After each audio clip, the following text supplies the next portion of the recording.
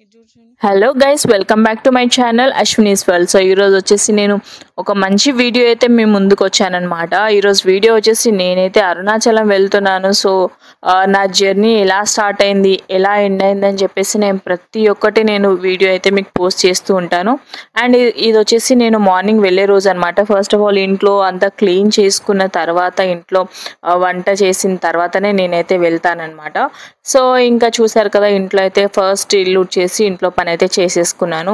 Obviously మనకి శివయ్య పిలుపు వచ్చింది అంటే ఖచ్చితంగా వెళ్ళాల్సిందే. ఎంత ఏమొచ్చినా సరే, మనము ఎంత పెద్ద ప్రమాదం వచ్చినా, ఎంత ఏమొచ్చినా సరే ఖచ్చితంగా మనమైతే దేవుడి దర్శనం అయితే చేసుకోవాల్సింది.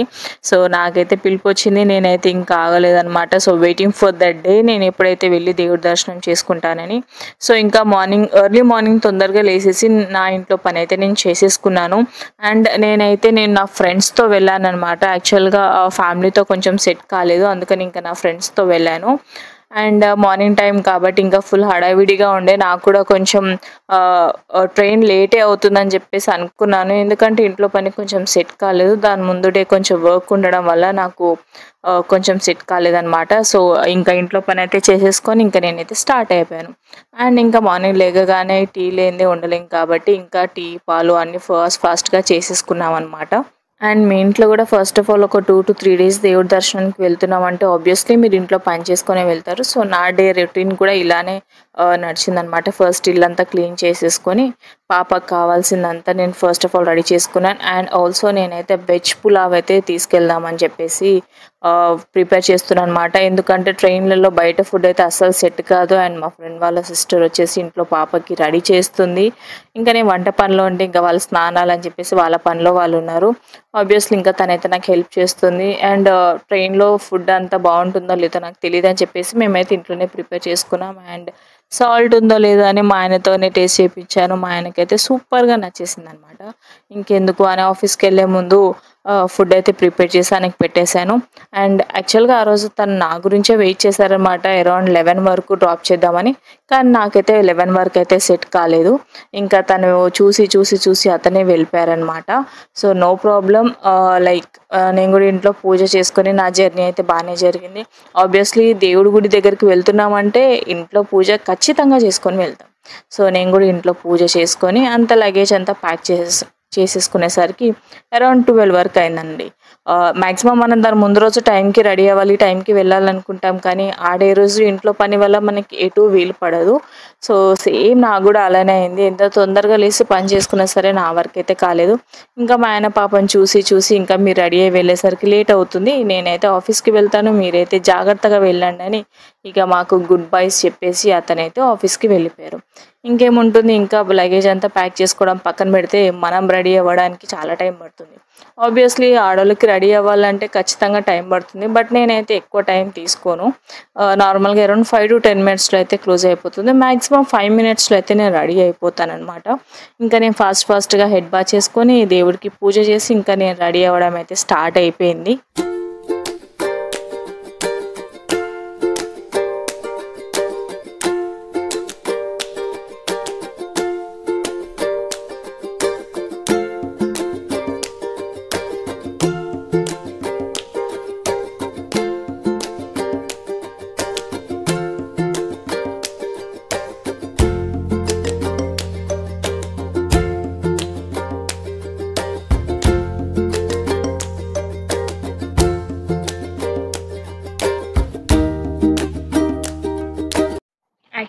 యాక్చువల్గా నాకు తెలిసినంతకు ట్రావెలింగ్లో ఎవరు లైక్ ఇలా జుట్టు అయితే ఊరబూసుకొని వెళ్ళరు, ఎందుకంటే నా జుట్టు అయితే తొందరగా చిక్కుబడిపోతుంది, ఎందుకంటే బయట ఉండే డస్ట్ వల్ల.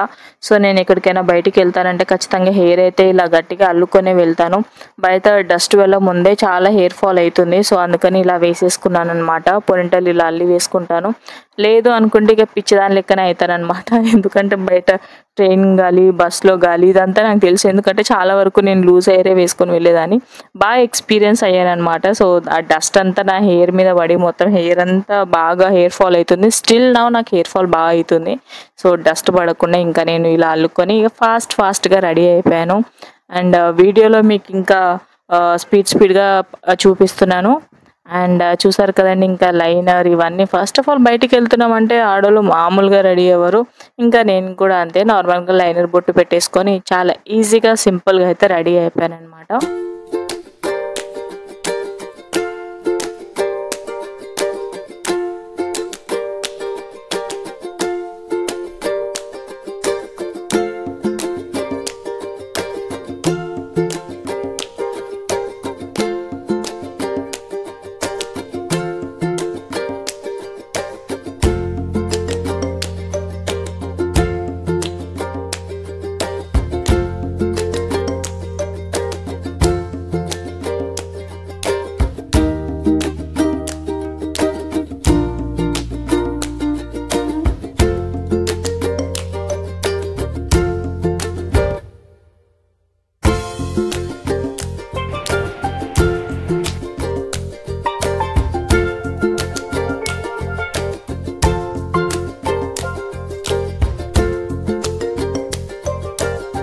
అండ్ ఇక్కడ మా శిఖర పాప రెడీ అయిపోయిన తర్వాత నేనైతే ఇంకా శిఖర పాప కోసం వాటర్ బాటిల్స్ అయితే ఇంటి నుంచే క్యారీ చేస్తున్నాను. ఎందుకంటే అక్కడ ఉండే వాటర్తో తనకి కోల్డ్ కాఫ్ ఫీవర్ ఖచ్చితంగా వస్తుంది. సో నేను ఆ బాటిల్స్ వచ్చేసి ఆన్లైన్లో తీసుకున్నాను అనమాట. అరౌండ్ 2 లీటర్స్ ఒకటి, 3 లీటర్స్ ఒకటి, 1 లీటర్ ఒకటి. అండ్ ఇంకా long journey around 2 to 3 days ఉంటున్నానంటే ఖచ్చితంగా శిఖర పాపకి మెడిసిన్స్ అనేవి ఉండాలి. ఎందుకంటే జర్నీ చేస్తాం కాబట్టి తనకి బయట జర్నీ అసలు పడదు.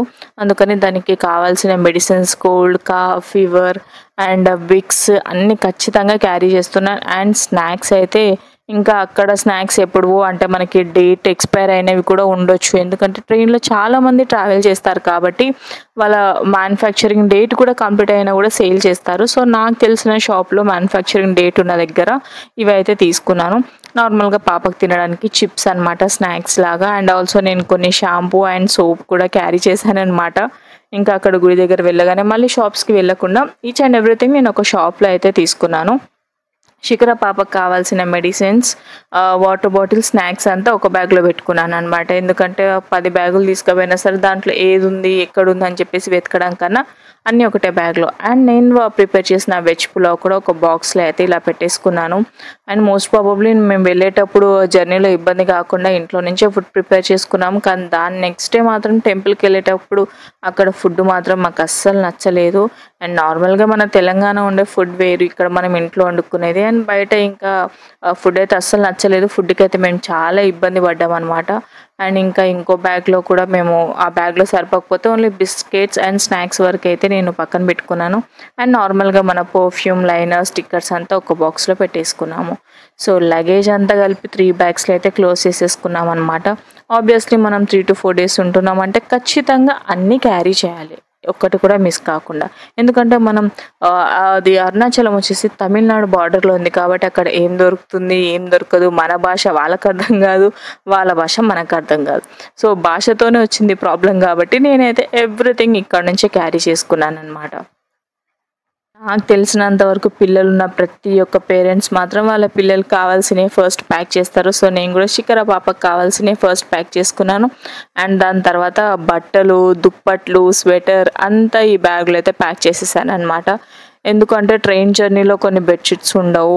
సో ఇంకా నాకు ఎప్పుడు నేను ట్రైన్ జర్నీ చేయలే కానీ నా జాగ్రత్తలో మాత్రం నేను ఉంటాను. ఎందుకంటే శిఖర పాపని తీసుకెళ్తున్నాను కాబట్టి. అండ్ శిఖర పాపకి అసలు జర్నీ పడదు, అందుకని తనకు కావాల్సినవన్నీ నేను ప్యాక్ చేసుకుని వెళ్తున్నాను. అండ్ ఇది వచ్చేసి ఆటోలో మా దోస్తులు అయితే ఇంటికి వచ్చేసారు. ఇంకా ఫాస్ట్గా స్టార్ట్ అయిపోయాం. యాక్చువల్లీ ఇక్కడ ఏంటంటే మా ట్రైన్ వచ్చేసి ఈవినింగ్ 5:30కి. సో మేము స్టార్ట్ అయింది లేట్ అనమాట. ఇంకా బస్లో వెళ్దామంటే మేము చేరుతామో లేదో అని చెప్పేసి మేమైతే ఇంకా క్యాబ్ కట్టుకొని అయితే వెళ్ళిపోయినాం తొందరగా చేరాలని. ఇక మా ఫ్రెండ్స్కి మా శిఖర పాప అయితే చాలా ఇష్టం. నేనున్నంతసేపు అయితే వాళ్ళే చూసుకున్నారు, శిఖర పాపని అయితే నా దగ్గర రానివ్వలేదు. సో తను కూడా వాళ్ళ దగ్గర బాగా అలవాటు అయిందనమాట. అండ్ ఇంకా మేమైతే క్యాబ్లో తొందరగానే రీచ్ అయ్యాం అనుకుంటున్నాము. అండ్ అరౌండ్ 1 hour ముందే. అదే బస్సులో వెళ్తే మాత్రం మేము రీచ్ అవ్వకపోతుండే కావచ్చు. అండ్ వెళ్ళేటప్పుడు మా జర్నీ మాత్రం ఇలా ఎండ్ అయిందనమాట. అండ్ ఆల్సో ఇది మేము ఐ థింక్ నియర్ ఉప్పల్లో దిగిన తర్వాత మేమైతే సికింద్రాబాద్ స్టేషన్కి అయితే ఆటో బుక్ చేసుకున్నాము. బ్యాగ్లో నుంచి స్నాక్స్ ఏమో కానీ వీలైతే అక్కడ నుంచి అన్నీ ప్యాక్ చేసేసుకొని వచ్చేసామన్నమాట బయట నుంచి కొనకుండా. అండ్ వెళ్ళే దారిలో వ్యూ మాత్రం అదిరిపోయింది అనుకోండి. ఎందుకంటే ఈవినింగ్ కాబట్టి మ్యాక్సిమం వర్షం పడుతుందేమో అని అనుకున్నాము. సో వర్షం కాకుండా ఇలాంటి వ్యూలో వెళ్తున్నాం కాబట్టి మేము కూడా చాలా బాగా ఎంజాయ్ చేసాం. ఈ వీడియోలో నేను కొంచెం స్పీడ్గా మాట్లాడుతున్నానని కాదు, మీకు ఈచ్ అండ్ ఎవ్రీథింగ్ క్లియర్గా ఎక్స్ప్లెయిన్ చేద్దామని చెప్పేసి మా జర్నీ ఎలా ఎండ్ అయిందని చెప్పేసి మేము స్టార్ట్ చేసాం.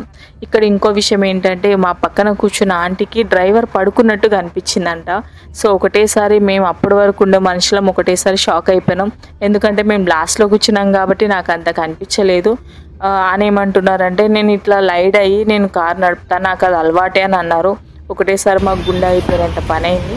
సో ఇంకా ఉప్పల్ స్టేషన్ దిగిన తర్వాత మేమైతే ఇక సికింద్రాబాద్కి మెట్రో ట్రైన్లో అయితే వెళ్ళిపోయాం. ఎందుకంటే తొందరగా రీచ్ అవ్వాలని చెప్పేసి ఫాస్ట్గా అయితే స్టార్ట్ అయిపోయాం మా లగేజ్ బ్యాగ్లతో.